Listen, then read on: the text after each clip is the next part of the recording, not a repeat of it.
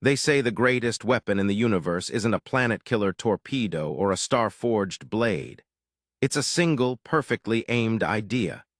The Cathar Dominion, an empire of crystalline intellects spanning 1,000 star systems, learned this truth the hard way. They were beings of pure logic, their minds a flawless, interconnected network they called the chorus. They saw emotion, art, and sentimentality not just as weaknesses, but as diseases of chaotic, inferior biology. And when they came for humanity, they cataloged our every flaw with cold, dismissive precision. They saw our attachments, our art, our illogical capacity for hope, and they labeled us primitive. An evolutionary dead end fit only for assimilation or erasure. They were so certain of their superiority, so wrapped in the sterile comfort of their own logic that they never saw the real threat. It wasn't our fleets. It wasn't our soldiers.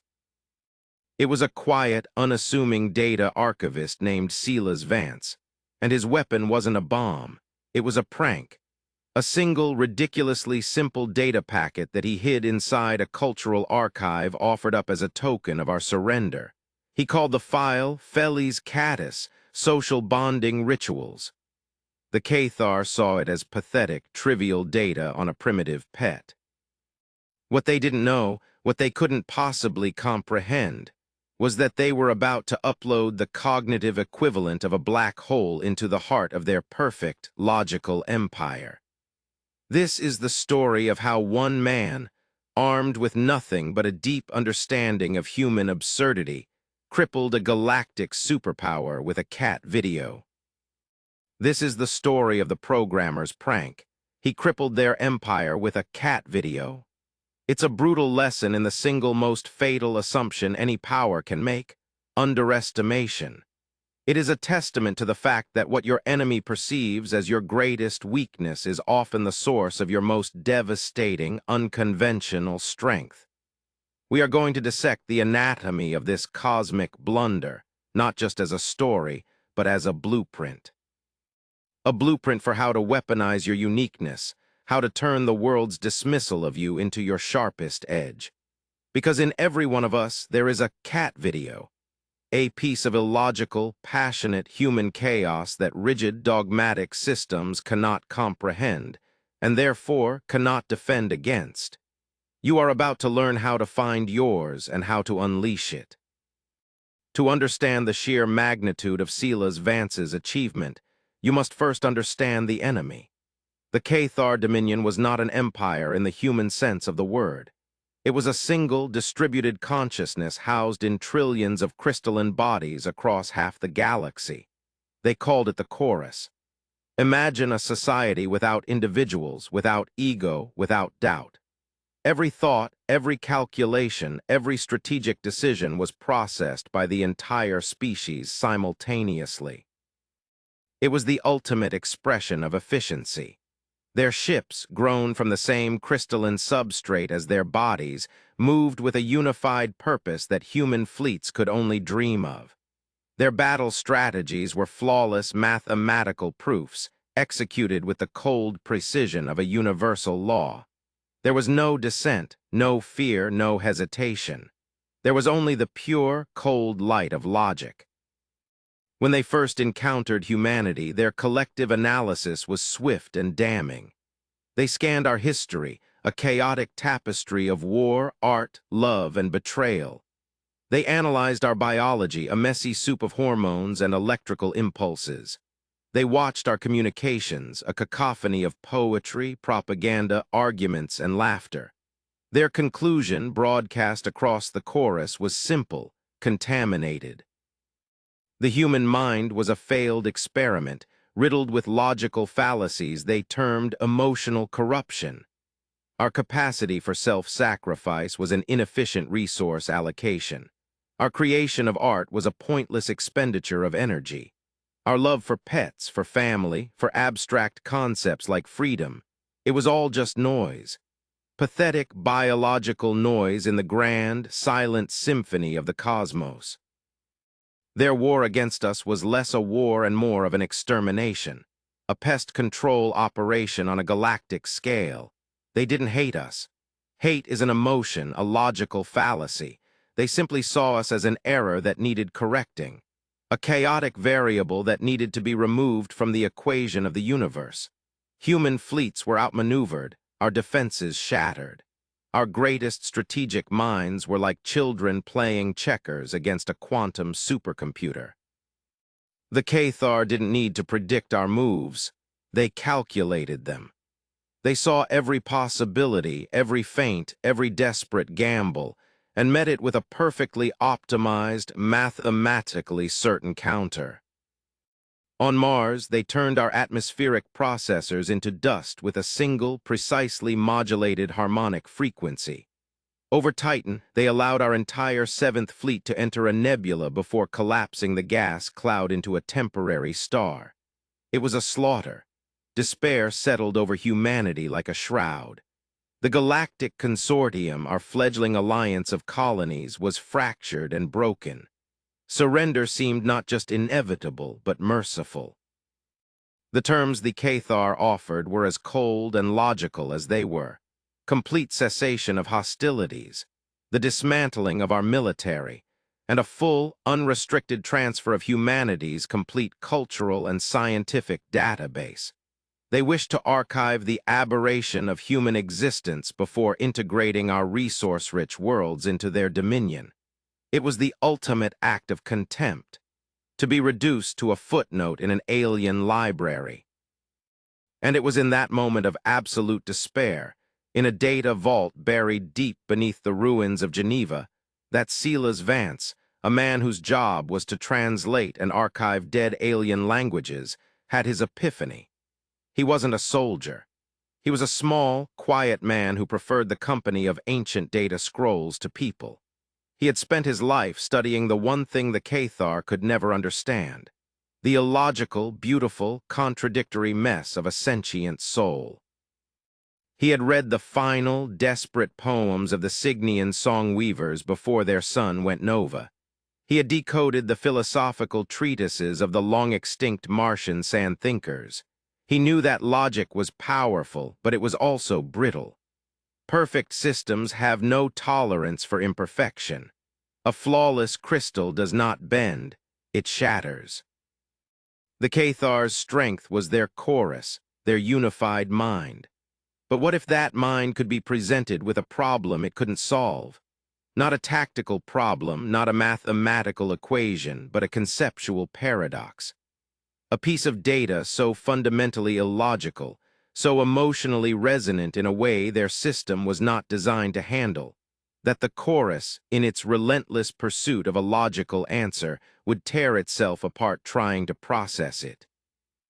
He thought of all the things the Cathar had dismissed as weakness. He thought of art, of music, of laughter. He thought of the inexplicable bond between a human and an animal. An attachment that served no logical purpose, offered no evolutionary advantage in their eyes, and yet was one of the most profound experiences of human life. He thought of his own cat, a ginger tabby named Kepler, who had died years ago but whom he still missed with an ache that defied all reason. The purring, the head butts, the kneading paws, the sudden, manic bursts of energy, the sheer, unadulterated, pointless joy of it all. That was it, that was the paradox. It wasn't just a video. It was a mimetic bomb, a weapon forged from whimsy. Silas Vance went to work. He wasn't a programmer in the classical sense, not a military-grade coder. He was a data archaeologist. He knew how information lived, how it breathed, how it mutated and spread through a system. He gathered petabytes of data, but the core was a high-resolution compilation of seemingly innocuous clips. A tiny kitten attempting a ferocious pounce on a piece of string. An old, fat cat purring so loudly the camera vibrated. A litter of newborns mewing and tumbling over one another. To any human, it was adorable. It was a dopamine hit. To the Cathar chorus, it would be something else entirely. He began weaving the code, not around the video, but through it. The sound of the purr was not just a sound. He encoded it as a non-terminating recursive audio fractal, a sound that contained itself infinitely. For a human ear, it was just a low rumble. For a processing mind like the chorus, it was a command to compute an endless loop that offered no logical conclusion. It was the sound of infinity. The kitten's pounce was embedded with conflicting physics calculations. The data described its mass, velocity, and trajectory, but it was overlaid with quantum uncertainty principles and contradictory motion vectors. It was a pounce that was both happening and not happening, a movement that broke the Cathar's rigid understanding of cause and effect. And then came the most insidious layer.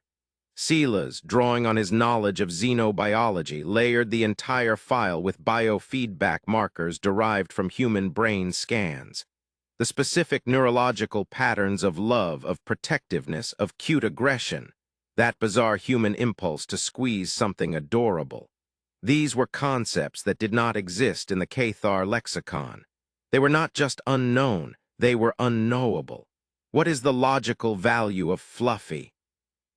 What is the optimal strategic response to a tummy rub? How do you quantify the desire to boop the snoot? He wrapped this mimetic bomb in the most harmless-looking package possible, a standard archival data container. He labeled it Felli's Caddis, social bonding rituals, supplementary data.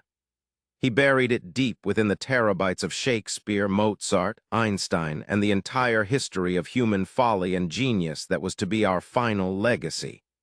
It was a needle in a galactic haystack, a single, absurd joke in a library of tragedies. The day of the transfer arrived. The human diplomatic corps, a grim procession of the defeated, met the Cathar emissary on the dark side of the moon.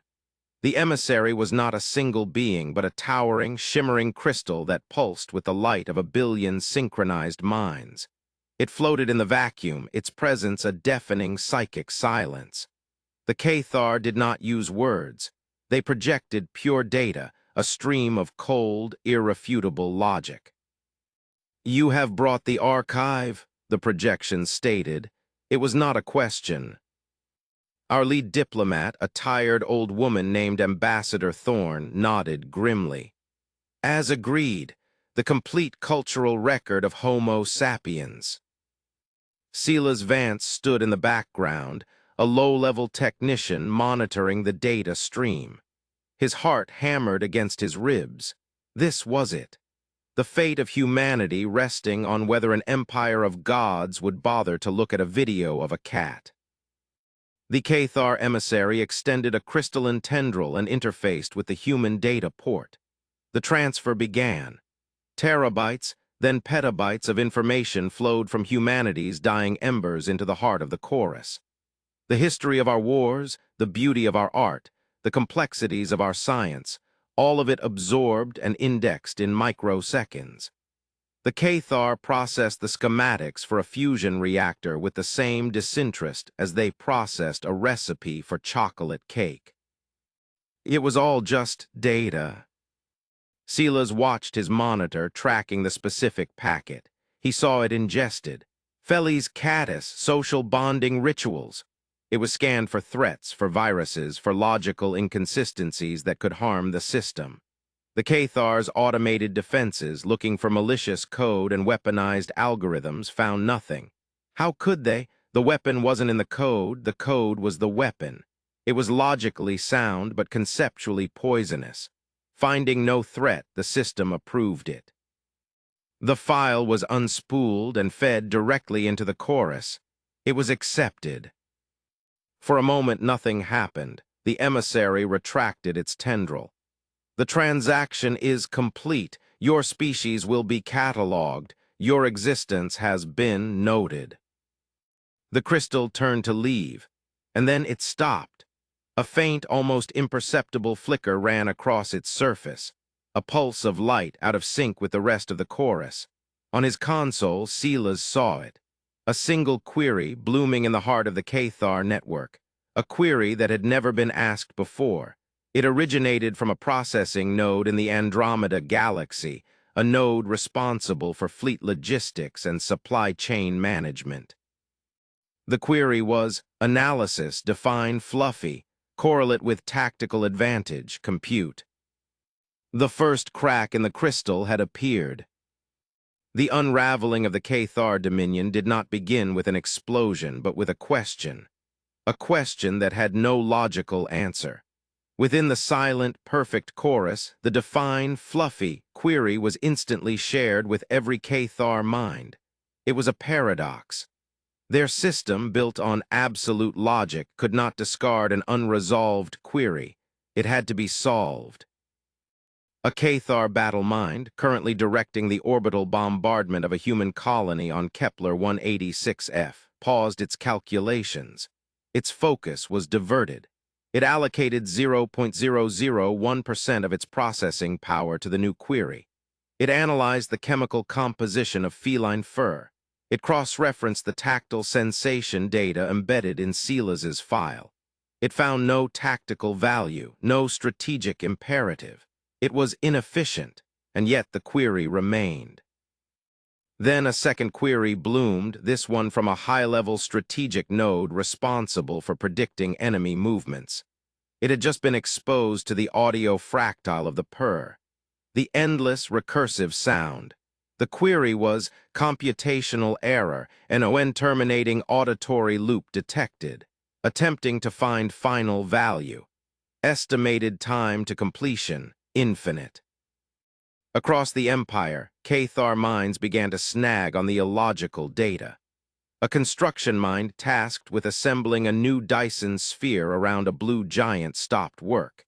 It had encountered the clip of the kitten pouncing. The contradictory physics data sent it into a logical spiral.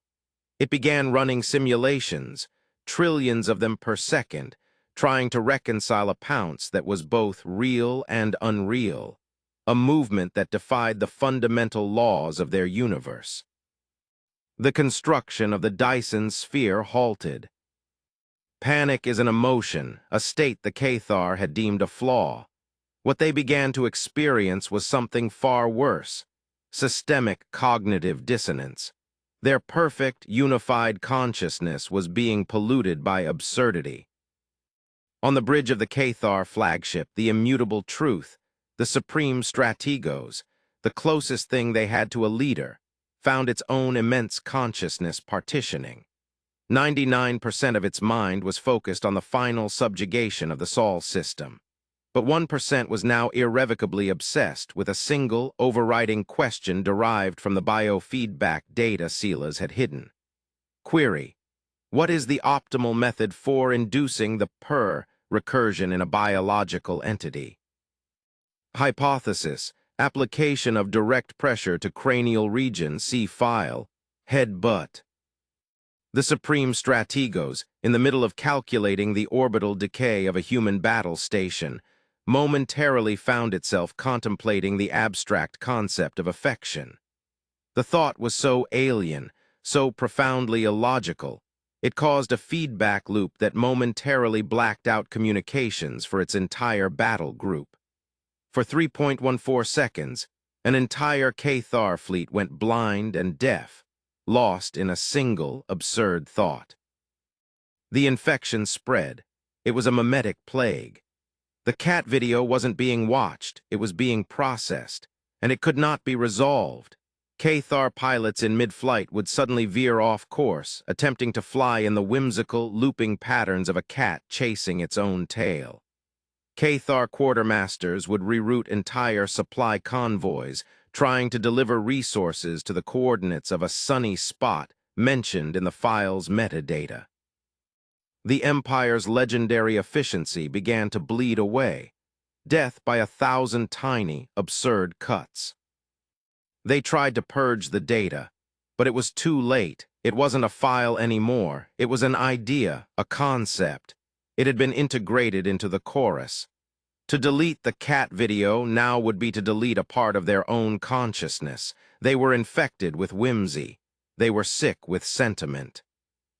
From the human perspective, the change was baffling, then terrifying, then glorious.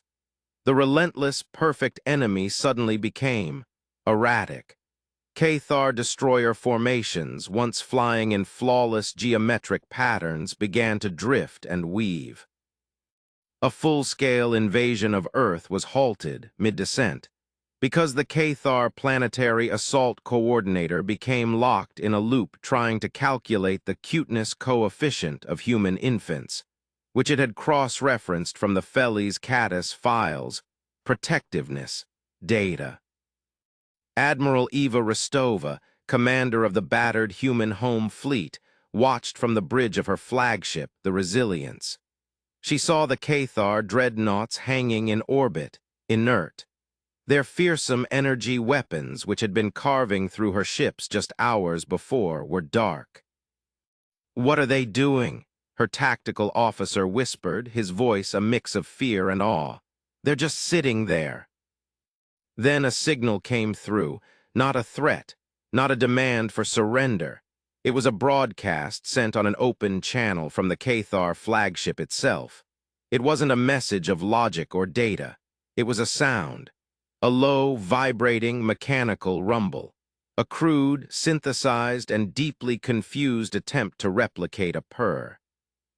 A slow smile spread across Rostova's face.